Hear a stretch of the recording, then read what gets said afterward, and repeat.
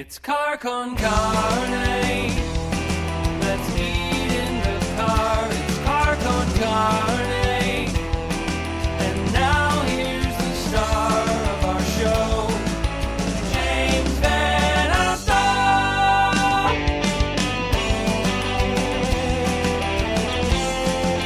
It is Car Con Carne, the world's only food podcast recorded in a car. The car in question is my Mazda 3. I'm James Van Alstyne. Sitting shotgun today, Denis Buckley, frontman for 88 Fingers Louie, an exemplary punk rock band from the city of Chicago. Oh, hello. We're sitting on Fullerton Avenue, West Fullerton. You picked the place. I did, and it's called... You have to look at it, don't you? It's the Taqueria El Tapatio. Right. Mexican cuisine and pizza. And pizza. That was the weirdest thing. We walked in. I'm totally ready to get some kind of chorizo, taco, or burrito thing. And they've just got pizza sitting out there. I'm thinking if you're going to a taqueria, that's the last thing you want. Well, you know, maybe you want a little bit of Italy with your Mexican. It's like going to the food court, really. Yeah, exactly. That's what this place is like. The food actually smells good. We've got a bunch of it here. We're sitting here on a very cold Chicago day. Last time I saw you was in the dead heat of the end of summer at Riot Fest. Yeah, a little rainy, a little muddy, but definitely hotter than today. So I guess for the uninitiated, give us the 88 Fingers Louie primer. A short history of 88 Fingers Louie. Oh, all right. Started somewhere in the area of April 1993. April 93 to summer 96. Then a little break, and then February of 98 to summer 99. And let me interrupt. That first stretch, you guys were, your name came up a lot. Yeah. You were busy. Things were going on. Yep. In the punk rock scene in general and with you guys. Right. All right. Sorry, keep going. That's okay. So, yeah, took a little break. Then we got back 98 to middle of 99. Then took about 10 years off. And why is that? The fast-forwarded version of that would be that I was not a willing participant in full-time music at about 1999. You just had enough? Yeah. Yeah. Can I ask what it was? Was it the touring? Was it just the scene? Was it the... It was just... Was it age? It was... Not yet, it wasn't. My son, at the time, was 5 going on 6. Excuse me, 4 going on 5. And I just felt like, I missed a lot when he was first born, and I didn't want to miss too much after that. So I kind of wanted to be at home for that. And I just, some people are cut out for being on the road for extended periods of time. I just wasn't one of those guys. I bet it's hard. Yeah. I've never had any other illusion other than it seems like a tough thing to do. Yeah, it's a grind. It's not like it's not like working in a machine shop, but it wears on you after a while. You have for that hour you're on stage, I'm sure there's nothing better. When people are singing along, flailing themselves at you, I'm sure there's nothing better. But it's the city to city, it's the lack of sleep, it's the eating poorly, it's all that. Oh yeah, all that. That's the sleeping. Pretending that you're 10 years younger and drinking beer like it's water. Yeah. Uh-huh. It's funny, the thing you said about not wanting to miss your son, I don't know if you saw it, Bunny Carlos from Cheap Trick, there's been this long-standing rift between he and the rest of the band. Right. And it came out, I was reading one of the rock sites over the past week or so, and it came out, he was pissed at Robin Zander, the lead singer, because it's something to do with doing a run of Beatles shows in Las Vegas, and Xander didn't want to commit to it because his son was going to kindergarten, and he didn't want to be away from that. Right. And that didn't sit well with Bunny Carlos. But I read it, I'm like, oh, I totally Robin Zander, Cheap Trick's made its money. Yeah, I get it. Exactly. He doesn't need to do it necessarily. No. Yeah. So I totally understood that. Oh yeah, I got that. I think Bunny's reaction was something like, "We're skipping this out, so you're basically said so your dumb kid could go to kindergarten." And that's when Robin told him to go F himself. Which makes perfect sense to me. Yeah. And by the way, hooray for Cheap Trick. Oh yeah, about time. It's about damn time. All right, so you said enough's enough. I'm putting the brakes on this. Yeah. What brought the band back together? And when? 2009, Dan and I had talked about, we'd smoothed things over the years, and we talked about maybe doing at least a show to kind of commemorate, hey, it's been 10 years since we played our last show. This could be kind of cool. And 10 years seems like a magic number. Yeah, right. 10-year reunions are their age. It gives the old fans enough time to really miss you. Yeah. And it gives new fans enough time to say, God, I wish I'd seen them when, but I'll never have the chance, woe is me. It's like those two things kind of come together after 10 years. You get the old crowd and the new crowd. Yeah, and the new crowd are kids of the old crowd, which still blows my mind. That's fantastic. It still blows my mind. So, we reached out to Joe, who obviously has been real busy with Rise Against over the years, just to see if he'd be available. He had a pass on it, but he gave us, his blessing. So we played with a buddy of ours for that show, and it was great. And it kind of led to a couple other festival shows and a couple Weekend Warrior things here and there. And then right around the start of 2010, the end of 2010, we all kind of mutually agreed that, hey, this is fun, but for the first time, we all kind of mutually thought it's good to put the stop on it now. And then 2013 marked 20 years since the band had started. Amazing. And believe it or not, which is crazy, because that would mean I'm old, and that can't possibly be true. I'm sorry. I'm sorry to be the one to tell you this, James. None of this makes sense to me, Dennis. So yeah, Joe and I talked about doing a 20-year anniversary show. We got everybody that's ever been involved in the band together, and we had a great time. And we just kind of figured after that, let's pick it up and see how fun it'll stay. And Joe since kept busy again with Rise Against and his stuff. So we moved on with our friend Nat playing bass. But we've actually got to the point now where not only is it fun playing these shows and everybody's for once on the same page, we're writing new music, and we're going to kind of see what the next step is after that. Watching Joe's ascent in Rise Against, was that weird? It was weird. It was I was a little that's bitter. That's not a negative statement. No, because solid band, solid performance, Yes. solid songwriting. Yes. But weird in the sense that you came up with him, and This is a kid who very early on in 88's days, we had an opportunity to tour, to at least do a handful of shows with one of our favorite bands growing up, 7 Seconds. And at the time, Joe was going to school at Triton College. For the life of me, I can't remember what he was studying for, but he had to say no to that because he said, I can't leave school. Now, this is a guy who I don't think he finished up what he needed to do at Triton, but the ironic part is, 20 years later, Joe doesn't have to worry about school unless it's his kid's school ever again, No, they're doing okay. They're doing all right. So, it was weird at first because Rise Against first album had a couple of songs that were going to be potential 88 songs. So it was weird to hear those, but, once I got over that, and that took, a couple months tops, it's been a real treat to see them play the coolest shows and the weirdest shows. Yeah. With all the radio-sponsored stuff that's happening now. Like, sure, let's play a festival at Lincoln Park. If the money's right, I guess that's okay.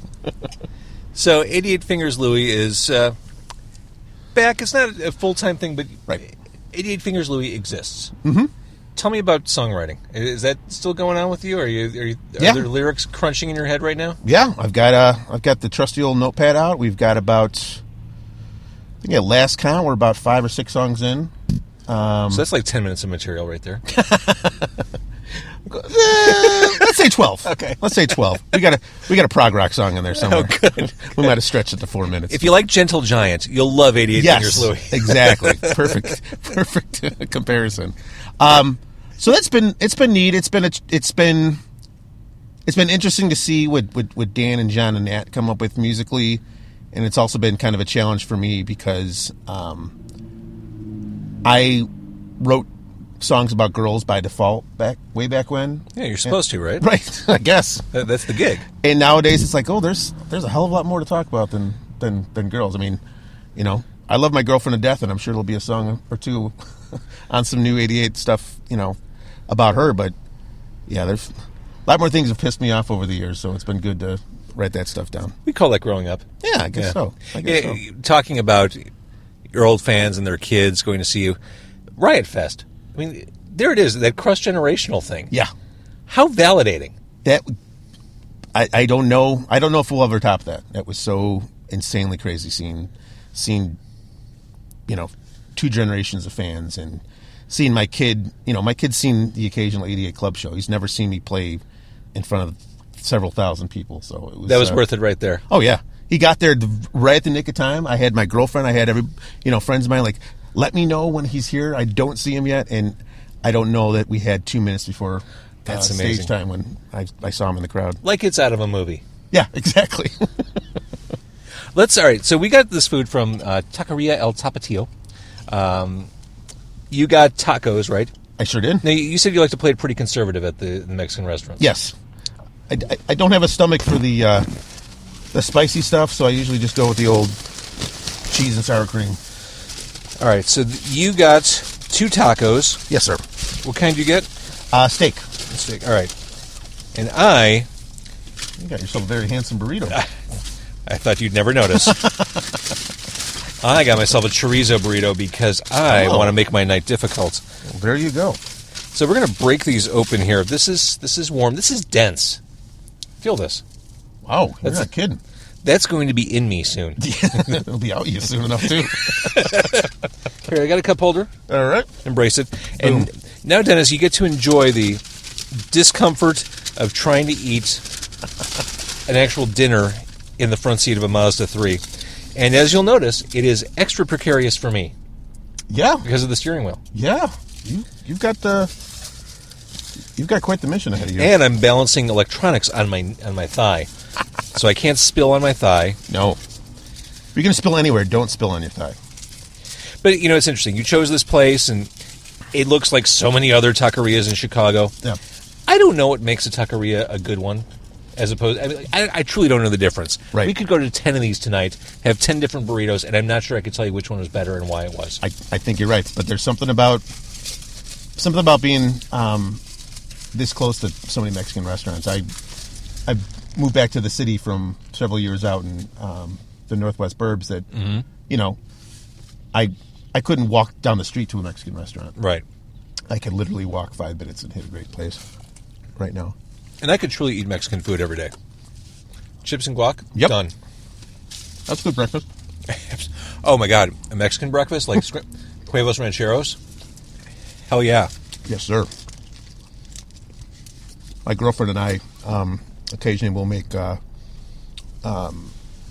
chorizos, and we'll add some scrambled eggs onto the side. Oh yeah, that's a great breakfast right there. All right, the chorizo burrito is kind of delicious. I gotta be honest, I love this. That looks amazing. I cannot say enough good things about the steak burrito. And we are not drunk. No, I'm not drunk. No. I don't want to speak for you. No, unless there's alcohol in this Coca-Cola. I'm stone cold sober. There's never too much sour cream on anything. So I want to Agreed. I want to compliment the help on a very generous portion of sour cream. So thinking about touring, looking back on that, for as hard of a grind as it most certainly was, what were some of the highlights? I mean, besides the actual performances, like what were some of those fun things you remember from being out on the road with the guys? Oh, I mean, taking in the limited amount of scenery we got to experience, that was always fun.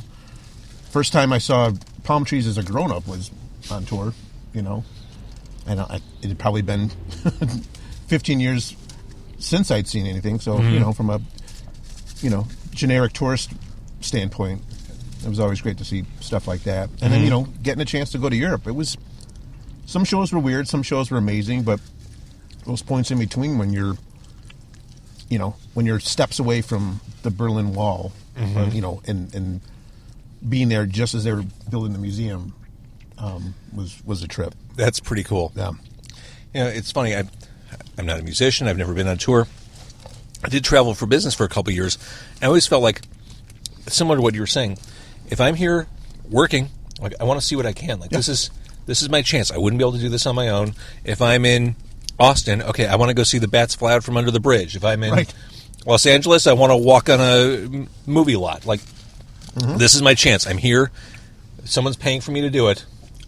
Live it up while you can. Absolutely. Yeah.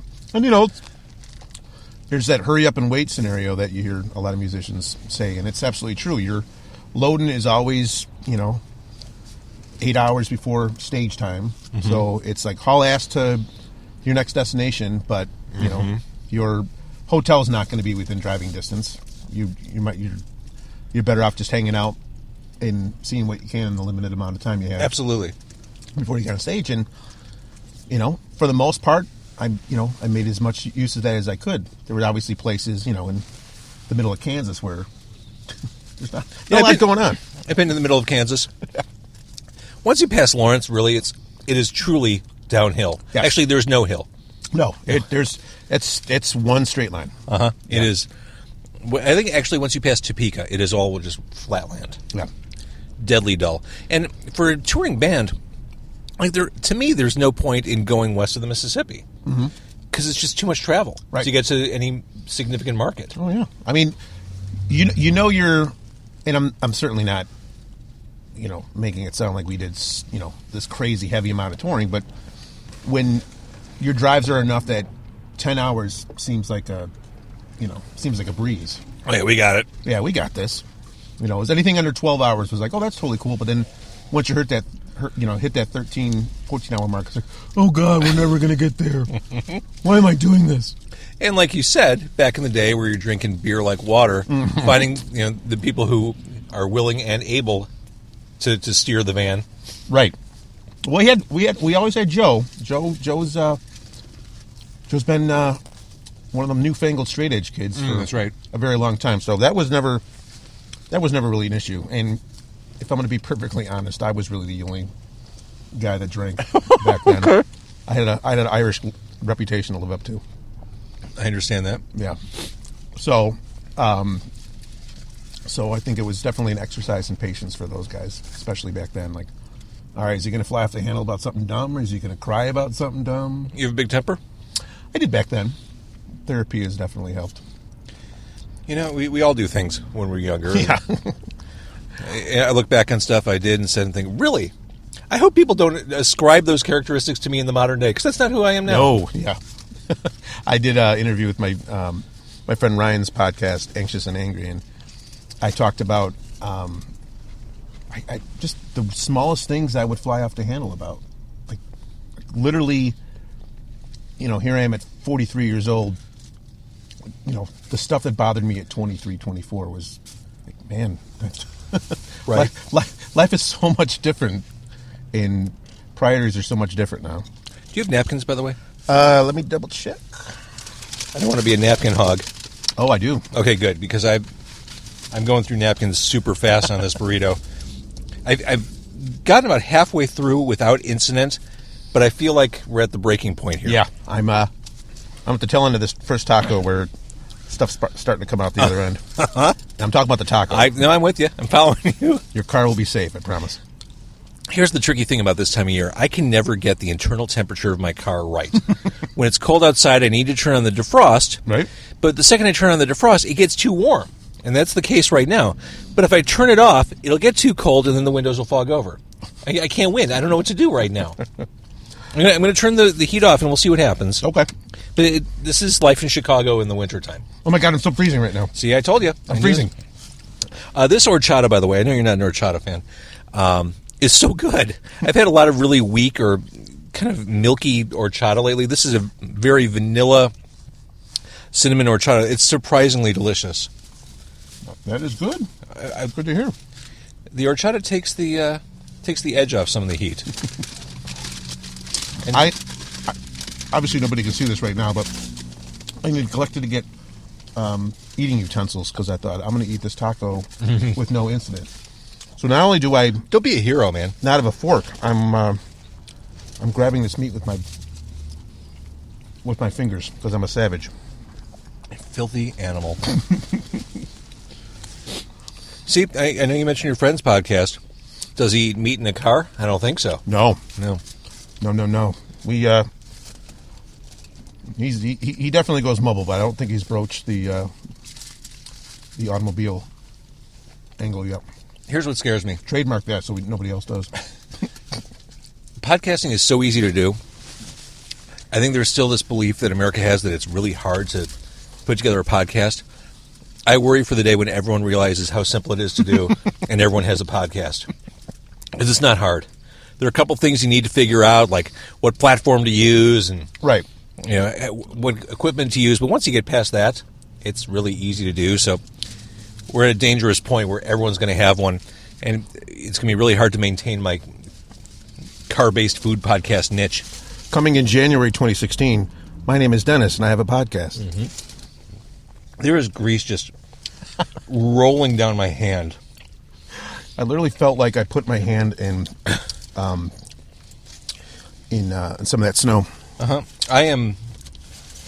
I feel kind of disgusting now. When you don't look at the wrapping that encased your burrito, then you're okay. I took a glance at the wrapping over this last taco, and I'm starting to get scared myself. And as you can see, like, I'm too far in. I can't stop now. No. I just have this chunk left, and I need to finish it, and it's dripping glistening grease all over me. Oh, man. Mm-hmm. Glistening grease. I think you just named my podcast. Yeah, or a new album, really. What's next for 88 Fingers Louie? We have a show at the Double Door coming up January 30th. And then Now, did you play Double Door a lot back in the day? We never played Double Door. This will be our first show. I didn't want to presume that you hadn't, but it didn't sound right to my ears. We'd always, we were fortunate to play the Metro a couple times. We did the Vic in the Riv with, I think Rancid was one or both of those shows. But we stuck with Fireside Bowl for the most part. But no, never played Double Door. So it'll be kind of neat, especially in light of the will they or won't they fly the coop. We may very well be one of the last bands playing there. That's pretty cool. Well, better late than never. Yeah, truly. exactly. So yeah, it's the end of January, and then we're going to continue writing, start getting some stuff recorded, figure out what we're going to do from there, and then we just got added on to Punk Rock Bowling's New Jersey version of the festival. Awesome. That'll be in June. That's awesome. Yeah. I love this. Well, I'm glad you guys figured out how to proceed and move forward. Me too. This is a great thing, and like we were saying, old and new fans coming together. It's awesome. Good time punk rock. Period. It is. It's a trip seeing, people your kids' age, bringing their parents and comparing notes, and it'll never stop being surreal. And I hope it doesn't, because this has been one hell of a time. And I still smile broadly when I hear stuff like Pent Up and Blink and Under the Covers and. Yeah, we don't play Under the Covers anymore, but we still throw Pent Up and Blink in there, and that's always Blink, especially because that was kind of the song that put us on the map. Whenever we don't even have to announce that we're going to go into this song. As soon as Dan starts playing, it's like, all right, we know this song. Mm-hmm. This, if nothing else, this song's going to get people jumping. They might not, they might be too tired to jump, before and after that, but this will be the one damn song we know they're going to go crazy for. Yeah, at this point, at our advanced age, Dennis, people may jump and say, "Oh, my hip!" Yeah, in the middle of the show. You're not kidding. I've never been more grateful for VIP sitting areas at shows than I am now. I've said this before. One of my great problems with going to concerts is other people are there. You know what's bad? When a band that you really, really like and friends that you really, really like are playing, and you think, oh, God, I hope too many people don't know about this show. It's for real. Yeah. It's like when you sit on an airplane and hope that as you watch all the people come on, I hope no one's sitting in my row or next to me. Exactly. That's the same frame of mind. I just need my space. I'll enjoy this a lot more if my space is maintained. Right. Mm-hmm. Right. And here's a punk rock question. Punk rock shows usually have like 50 bands on the bill. You're not that far off. No. I try to be open-minded, but at some point, I think a fatigue sets in before you get to the headliner. Yes, I agree. And it's not. I love music. Yeah. But at some point, it's like, oh wow, band number 4 is on stage now. Holy crap! I just want to see Dennis do his thing. If it was up to me, if it was up to me, we would keep the light up to 3 bands only. But we'll extend it to 4, sometimes 5 if it's friends from out of town or whatever. But yeah, I mean, just speaking as somebody that doesn't go to as many shows as I used to go, but when I do go, it's like, if I don't think that all 4 or 5 bands are going to be as good, if not better than the headliner, then yeah, I'm rolling up band number 3. Yeah, and I mean, I get it from the punk rock community aspect, like, hey, we want to help these guys out, or Right. someone did this for us back in the day. We want to be able to, it's like the pay it forward punk rock style. I totally get that, but in my advanced age, it's hard for me to maintain that momentum. I'll be 100% honest with you. yeah, and I admire guys that can still do that. Dan has no problem. Loden's at 6. First band's up at 8. He'll be at the side of the stage come 8 o'clock. I'm taking a nap in the van. yeah, you need to pull your strength. Right, exactly. All right, and so El Tapatio, or Taqueria El Tapatio, I'm perfect. Again, I don't know the difference between a good taqueria and a bad taqueria. I thought this was good. I give this 4 out of 5. I don't know why I'm not going to give it a 5, because I guess maybe the only way it would become a 5 is if those tacos had gold in them. Well, we should actually reserve ratings for another several hours. Let's see how the night progresses. Yeah, let's see when it hits us and, how bad. Well, dude, it is such a pleasure to have you sitting shotgun in my car. Thanks, man. Love the band. Think you're great. It's really cool to have you here. Thanks, buddy. Appreciate it. Car Con Carne is on the World Wide Web, carconcarne.com. You can find Car Con Carne on Twitter at Car Con Carne. And if you'd like, you can help contribute to the future of car-based food podcasting. A mere $1 a month helps ensure the future and ensure that more chorizo burritos will be consumed for your entertainment. Patreon is how you get that done. There's a link right from the Twitter page and from the web page. Dennis, thanks again. Thank you, sir. And I'm James Van Ostel. Thank you for listening.